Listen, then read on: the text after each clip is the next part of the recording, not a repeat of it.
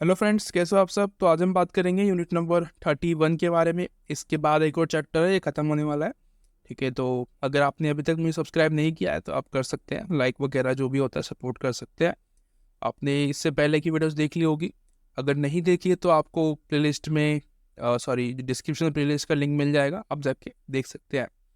आज हम बात करने वाले हैं सामाजिक गतिशीलता के घटक और शक्तियों के बारे में। इससे पहले दो चैप्टर्स और कर रखे हैं मैंने इसी के बारे में, यानी कि यूनिट नंबर 29 और 30। उसमें हमने इन्हीं चीज़ों के बारे में बात किया है। 29 में हमने बात की थी सामाजिक गतिशीलता का अर्थ वगैरह जो था हमने वहाँ पे एक्सप्लेन किया था मैंने। और 30 में हमने जाति और वर्ग के आधार पर जो गतिशीलता है उसको समझा था।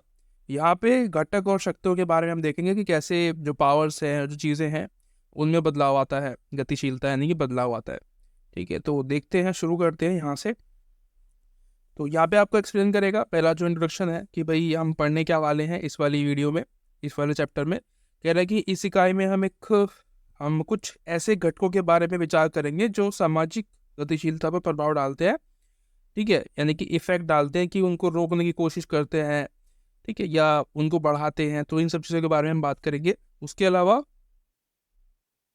जो है, इसलिए चर्चा करेंगे, करने से पहले हमें कुछ बातों पर ध्यान रखना होगा। ये बातें जो है फालतू की लिखी हुई है, ये हमें फिर नहीं पढ़नी है। ठीक है, आप खुद पढ़ लेना इसको, थोड़ी बहुत चीज़ें हैं, इतनी इंपॉर्टेंट नहीं है।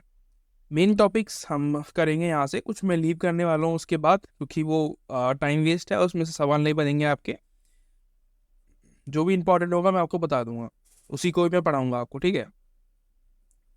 जनसंख्या घटक, जनसांख्यिकी घटक या जनसंख्या घटक बेसिकली पॉपुलेशन के बारे में बता रहा है कि किसी भी क्षेत्र में या किसी भी देश की जो पॉपुलेशन होती है वो विकास को रोकती है बेसिकली। ठीक है, विकास यानी कि जो सक्सेस है किसी भी देश की, उसको रोकने का काम करती है। जैसे कि इंडिया है, तो इंडिया में पॉपुलेशन बहुत ज़्यादा है ना, चाइना से भी ज़्यादा हो गई है हमारी पॉपुलेशन। तो इससे क्या फ़र्क पड़ता है कि लोग को फिर जो है बहुत ज़्यादा भीड़ हो जाती है, और जो विकास है वो उस काम को नहीं कर पाते हैं, क्योंकि फिर पब्लिक का जो है पेट भरना मुश्किल हो जाता है। तो उसके अलावा हमें और कुछ हम सोच नहीं पाते हैं। तो जो है गतिशीलता का एक घटक ये भी होता है कि भाई ये जो जनसंख्या है, ये गतिशीलता में प्रॉब्लम लेके आता है, एक समस्या पैदा करता है। ठीक है, तो ये समझते हैं इसको क्या है। अभी मैंने आपको वैसे बता दिया है ओरली, पर इसको भी हम समझेंगे चैप्टर को, इसको भी जो है जो हाईलाइट किया और मैंने, इसको आपको पढ़ के बताऊंगा कि और क्या बात कर रहा है इसके अंदर, इसके अलावा। ठीक है, एग्जाम्पल्स फैक्ट जो है जो लिखे होंगे। जनसांख्यिकी घटक एक ऐसा घटक है जो सभी समाजों में गतिशीलता को प्रभावित करता है। और यह देखा गया है कि ऊंचे वर्गों में जन्म दर निम्न की स्थिति में ज़्यादा होते हैं। बेसिकली जो ऊंचा जो दर होता है, यानी कि जो अमीर लोग होते हैं उसमें जो बच्चे पैदा करते हैं उन लोग कम करते हैं। ठीक है, गरीबों में, गरीब घर में क्या होता है, बच्चे ज़्यादा पैदा होते हैं। ठीक है, जिसकी वजह से क्या होता है कि फिर पैसे तो होते नहीं है उनके पास। ठीक है, यानी कि गरीब होते हैं तो फैसिलिटीज़ नहीं हो पाती है। ठीक है, पैसे नहीं होते तो बहुत सारी चीज़ें नहीं हो पाती है, जिसकी वजह से उनकी मृत्यु भी ज़्यादा होती है। ठीक है, कुछ कुछ आप देखते हो कि जो बचपन में ही जो बच्चे हैं वो कुपोषण के शिकार हो जाते हैं, खाना नहीं मिल पाता उनको ठीक से, और वो वहीं पे ही जो है चले जाते हैं। ठीक है, उनकी मृत्यु हो जाती है। तो ये भी दिक्कतें आती है, लेकिन जो जनसंख्या है उसमें प्रॉब्लम ज़्यादा क्रिएट होती है। ज़्यादा लोग होंगे तो विकास रुक जाता है। डेफिनेटली यही काम होता है जनसंख्या से, रीजन में प्रॉब्लम ही होती है, अच्छा नहीं होता कभी भी। और पेरेनी करके एक व्यक्ति है, उसने अपने अध्ययन में पाया है कि फ्रांस के कुछ क्षेत्रों में 12,000 संख्या में 215 कुल वंशों में से एक आदिवासी बाद केवल 149 की संख्या रह गई है। आमतौर पर उन्होंने देखा है कि इन वंशावलियों का जीवन काल 3 से 4 पीढ़ियों तक ही रहा। तो बेसिकली एक स्टडी की होगी किसी समाज की, तो वहाँ पे उन्होंने जो है बताया है कि भाई जो जनसंख्या है पहले लोगों की ज़्यादा थी, फिर बाद में जो वंश है वो घट के बहुत ज़्यादा कम हो गए, है ना। ये क्या है, एक तरीके से जनसंख्या गतिशीलता को बताता है कि पहले जो लोग ज़्यादा थे वो अब कम हो जाते हैं, और जो अब लोग कम है वो बाद में उनकी संख्या बढ़ जाती है, पॉपुलेशन इंक्रीज हो जाती है। तो ये जो है चलता रहता है, जनसंख्या का जो एक मेथड होता है। और ये भी हमें पढ़ना था, ये हमने कर लिया। आगे चलते हैं, इसको पढ़ते हैं। जो हाईलाइट है मैं वही पढ़ूंगा, कि उसी में ही थोड़ा बहुत जो है आपको कुछ ज्ञान मिलेगा। उसके अलावा जो चीज़ें लिखी हुई हैं वो आपको कन्फ्यूजन करने वाली हो सकती हैं। मेरी बात सुनना है आपको। इसके अलावा आप बाद में चैप्टर पढ़ सकते हैं, ठीक है, अगर आपकी मन करे तो। ग्रामीणों में हर पर्याय प्रजनन दर ऊंची रहती है, क्योंकि गांव में आप देखते हो कि मोस्टली जो गांव ही होते हैं वहाँ पे ही ज़्यादा बच्चे पैदा करते हैं, ठीक है, क्योंकि एरिया बड़ा होता है तो वो सोचते हैं ठीक है पल जाएंगे बच्चे, क्या दिक्कत है।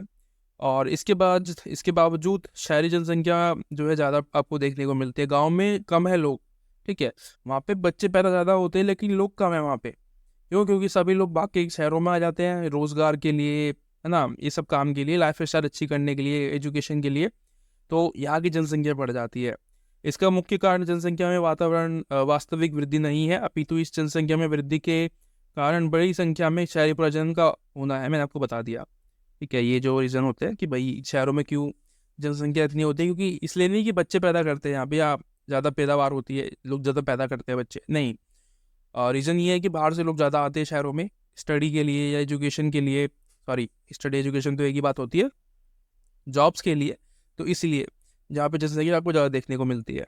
उसके अलावा जनसांख्यिकी तत्व सामाजिक गतिशीलता को प्रभावित करता है, मैंने आपको बता दिया। आज आयुर्विज्ञान और चिकित्सा पद्धति जो है ऐसी हो गई है कि जो लोग हैं उनकी आयु बढ़ गई है, ठीक है, क्योंकि जो दवाइयाँ हैं उसको बचा कर रखते हैं कुछ समय तक कि वो जीवित रह पाए, तो इनकी वजह से जो है लोग ज़्यादा दिन तक जी पाते हैं। ये भी रीज़न है। पहले जो है जो लोग थे वो प्राकृतिक कोई भी प्रॉब्लम हुई तो वो जो है बिना इलाज के वो मर जाया करते थे, ठीक है, उनकी मृत्यु हो जाती थी क्योंकि मेडिसिन नहीं थी, ठीक है, और इलाज प्रॉपर नहीं था, सर्विसेज अच्छी नहीं थी, ये सभी रीज़न थे। इसे यूँ भी कहा जा सकता है कि कार्य के लिए समाज में मानव संसाधनों की भरमार है, क्योंकि काम करने की आयु में विस्तार हो गया है। दूसरी तरफ वृद्धि की देखभाल करने की समस्या भी इसी कारण से पैदा हुई है। इस तरह की समस्या पश्चिम समाजों में कई दशकों से चली आ रही है, जिसका वहाँ सामना किया जा रहा है।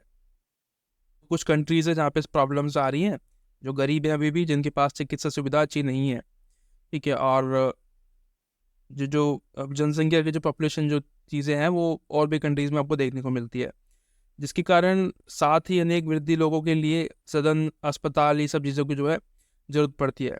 जितने ज़्यादा लोग होंगे उतने ज़्यादा हमको हॉस्पिटल्स और जो केयरिंग सेंटर्स हैं, ठीक है, बहुत सारी चीज़ें जो होती है, एजुकेशन सेंटर्स है, वो बढ़ाने पड़ते हैं, ठीक है, बार बार इनको इंक्रीज करना पड़ता है क्योंकि पॉपुलेशन ज़्यादा है, तो उनको हैंडल करने के लिए ज़्यादा बच्चे होंगे तो ज़्यादा स्कूल चाहिए, ज़्यादा लोग होंगे गरीब, सॉरी, ज़्यादा बुज़ुर्ग होंगे तो उनको ज़्यादा हॉस्पिटल्स चाहिए, तो ये दिक्कत होती है, क्योंकि जो जो यंग है बाद में वो बुज़ुर्ग होगा तो उसको हॉस्पिटल चाहिए होंगे, ठीक है। अब तो यंग्स जो होते हैं ना, जो यंगस्टर्स होते हैं, उनको भी हॉस्पिटल की ज़रूरत पड़ती है, वो भी जाते हैं, ठीक है, तो यानी कि कोई भी बचता नहीं है।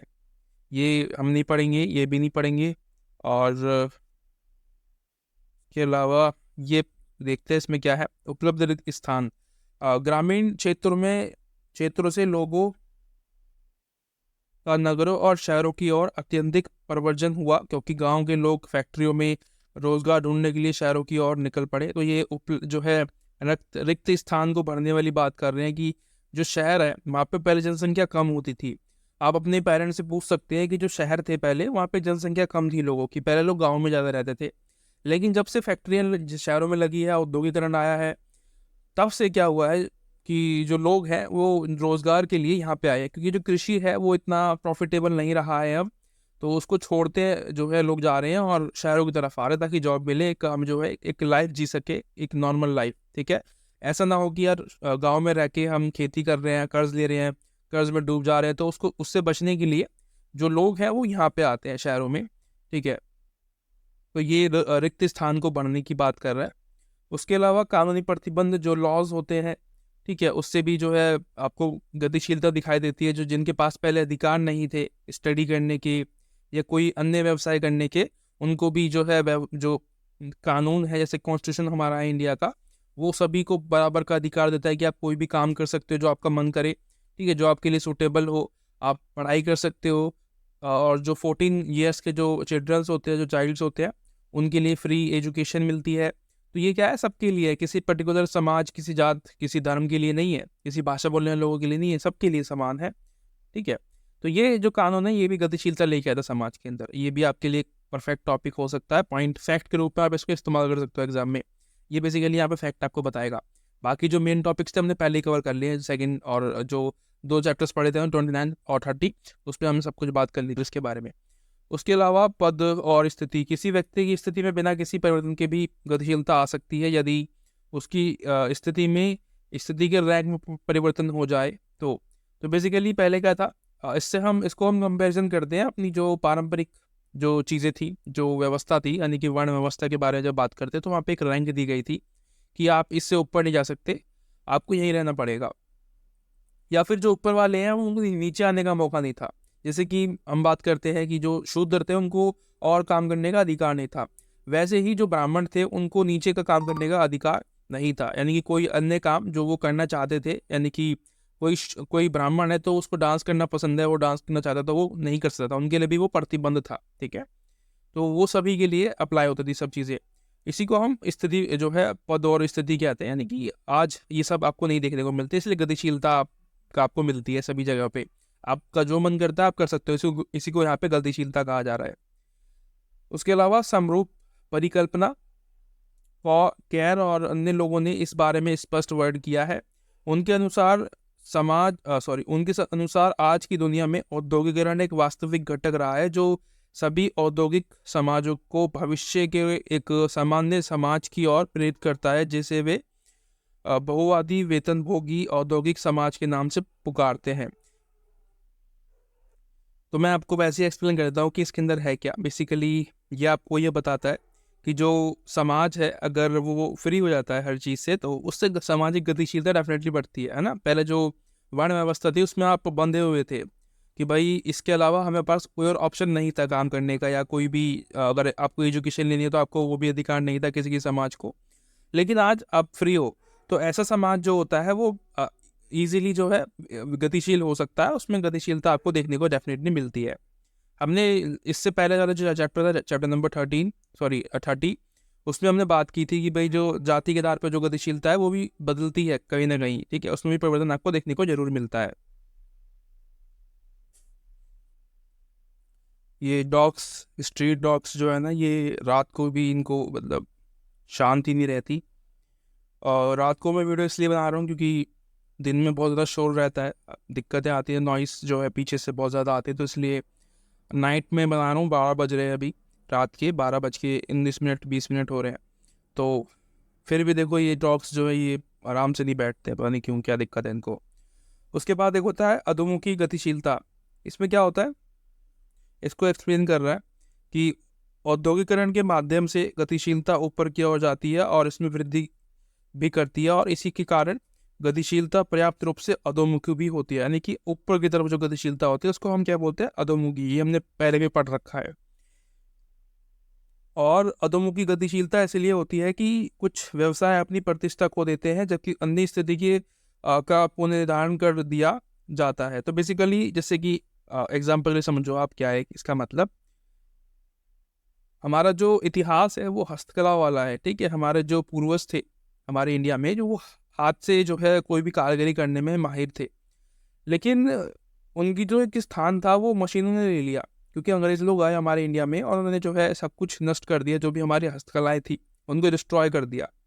हाथ से नहीं किया पर अपने सामान को सेल करके, यानी कि सस्ते दामों पे उनकी जो मजदूरी थी वो ख़त्म कर दी उन्होंने, जो उनका जो काम था, जो पारंपरिक जो हम काम करते थे वो ख़त्म कर दिया। तो इसी को हम अधोमुखी गतिशीलता कहते हैं, यानी कि जो पुरानी चीज़ें जो होती है एक समय बाद वो पुरानी हो जाती है। ठीक है, और जो हाथ से हम लिखेंगे कुछ भी काम करेंगे तो उसमें जो है ज़्यादा टाइम लगेगा और मेहनत भी ज़्यादा लगेगी, तो हम जो है फिर उसको निकालेंगे। ठीक है, उसकी जो प्राइस होगी वो ज़्यादा होगी डेफिनेटली, लेकिन जो मशीन से सामान बनेगा, जो भी वस्तु बनेगी वो थोड़ी सस्ते में मिल जाएगी।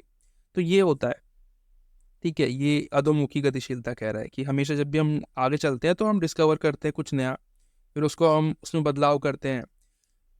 फिर अगला टॉपिक आपको बताता है गतिशीलता के अवरोध के बारे में, कि कौन सी ऐसी चीज़ें हैं जो कि गतिशीलता को रोकती है। ठीक है, गतिशीलता को रोकती है। यहाँ पे आपको ना एक जो कार्ल मार्क्स है जो उनके बारे में पता चलता है, लेकिन इससे पहले हम ये एक छोटा सा एग्जाम्पल लिखा हुआ है, इसको हम समझ लेते हैं। शिक्षा के बारे में बात कर रहा है कि जो शिक्षा है, एजुकेशन है, वैसे तो सबको अधिकार है, लेकिन क्या सबको बराबर का अधिकार मिलता है एक्चुअली में, अगर हम देखें। क्योंकि जैसे कि प्राइवेट जो स्कूल्स होते हैं वहाँ पे तो ऐसा कुछ भी नहीं है, वहाँ पे सबको बराबर जो है जो फीस होती है वो पे करनी पड़ती है। और बाकी सारी संस्थाओं में और भी जो इसके अलावा एजुकेशन के अलावा जो स्कूल्स के अलावा और भी जो ये संस्थाएं हैं वहाँ पे भी जो है कहीं ना कहीं भेदभाव होता है। जमीनी स्तर पे देखा जाए तो संविधान जो है किसी भी व्यक्ति से, किसी भी धर्म से जो है पर्टिकुलरली दुश्मनी नहीं करता या किसी को गलत नहीं कहता। सबके लिए वो जो संविधान के लिए सभी लोग समान है। लेकिन जो लोग हैं वो ऊंच नीच भेदभाव करते हैं एक दूसरे में। ठीक है, तो इसी को हम जो है अवरोध के रूप में भी देखते हैं कि जो गतिशीलता है इसमें अवरोध भी पैदा होता है कहीं ना कहीं। और उसी को एक्सप्लेन करने के लिए कार्ल मार्क्स ने भी कुछ एग्जांपल्स दिए हैं। उन्होंने पूंजीवाद को बताया है। ठीक है, इसके लिए मार्क्स ने माना है कि जैसे जैसे पूंजीवाद का विकास होता है समाज में ध्रुवीकरण की प्रवृत्ति बढ़ती है। ठीक है, और उनका मानना है कि स्तरीकरण व्यवस्था गुंदी जैसी हो जाती है। और बेसिकली पूंजीवाद में क्या होता है, जो गरीब है ना, जो मध्यवर्गीय परिवार है वो वहीं रह जाता है।